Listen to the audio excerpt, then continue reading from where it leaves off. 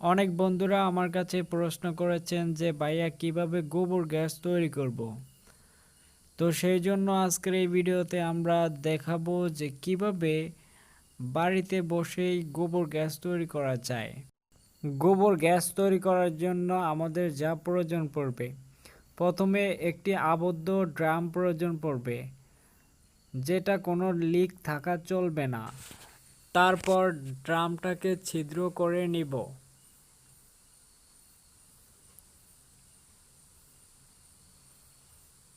এবং এখানে একটি সাইকেলের হাওয়া স্ক্রু লাগিয়ে দিব।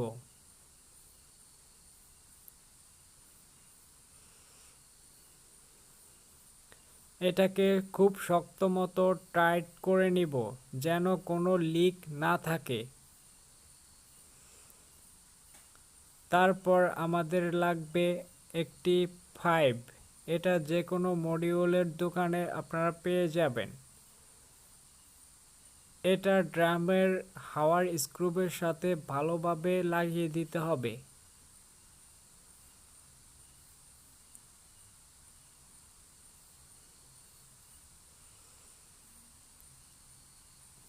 এখন আমরা গ্লু গানের সাহায্যে ড্রামটার সাথে স্ট্যান্ড সংযোগ করে দিব, যেই স্ট্যান্ডের উপরে আমাদের গ্যাসটা বসবে।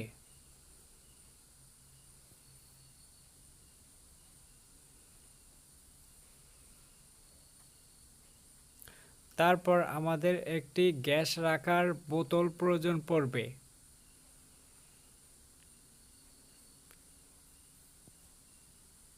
এটার মাথায় খুব ছোট পরিমাণে ছিদ্র করে নিলাম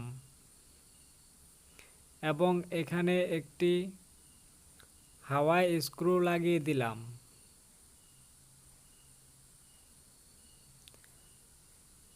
এটা লাগানোর সময় কোনো ধরনের লিক থাকা চলবে না। গ্লু গানের সাহায্যে খুব ভালো মতো লাগিয়ে দিবেন।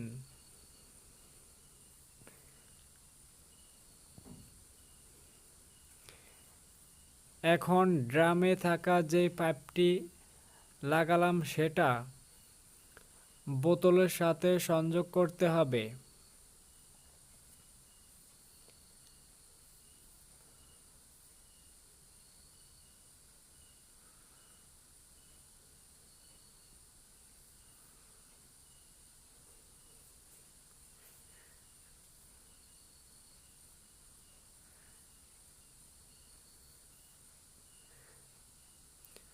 বোতলের অপর স্ক্রুতে আরেকটি পাইপ লাগাতে হবে যেন ড্রামটা থেকে গ্যাসটা বোতলে আসে এবং বোতল থেকে পাইপ দিয়ে সরাসরি বাহির হতে পারে। এবং এখানে আমরা একটা সাবি সিস্টেম হাওয়া কন্ট্রোলার লাগিয়ে দিলাম,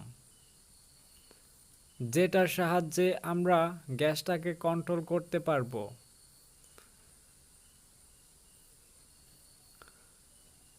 আমাদের প্রায় সংযোগের কাজ শেষ। এখন আমরা ড্রামটার মধ্যে কিছু লিম পাউডার দিয়ে দিব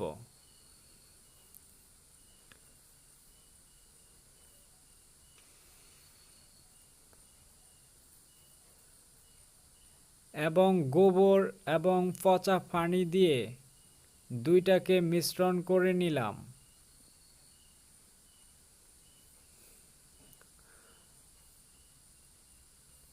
এবং ড্রামটির মধ্যে গোবর এবং পানি, দূষিত পানিগুলো ঢেলে দিলাম।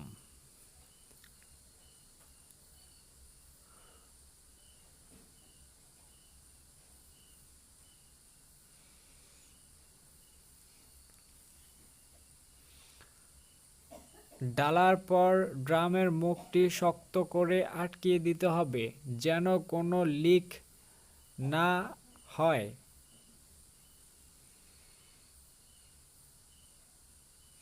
এখন আমাদের পুরো সেটআপটি কমপ্লিট হয়ে গিয়েছে। এখন আমরা ওয়েট করব একদিন, দেখি একদিনের মাথায় আমাদের কতটুকু গ্যাস জমেছে। দেখতে দেখতে আরেক দিন কেটে গেল। 2 দিনে আমাদের এখানে গ্যাস প্রায় 1 পার মতো জমেছে এবং 3 দিনের মাথায় আমরা দেখতে পেলাম প্রায় আধা কেজি মতো গ্যাস এখানে জমেছে। এখন আমরা এই গ্যাসটাকে টেস্ট করব যে এই গ্যাসটা আসলেই চলে কিনা এবং এটা দিয়ে আমরা কিছু করতে পারবো কিনা। রান্না থেকে শুরু করে যে কোনো জিনিস জ্বালানোর কাজে এটা ব্যবহার করতে পারবো কিনা।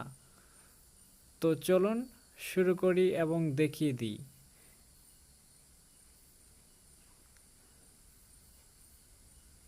এভাবে চাইলে আপনি এটা আপনার রান্নার কাজে ইউজ করতে পারবেন। আশা করছি আমাদের ভিডিওটি ভালো লেগেছে।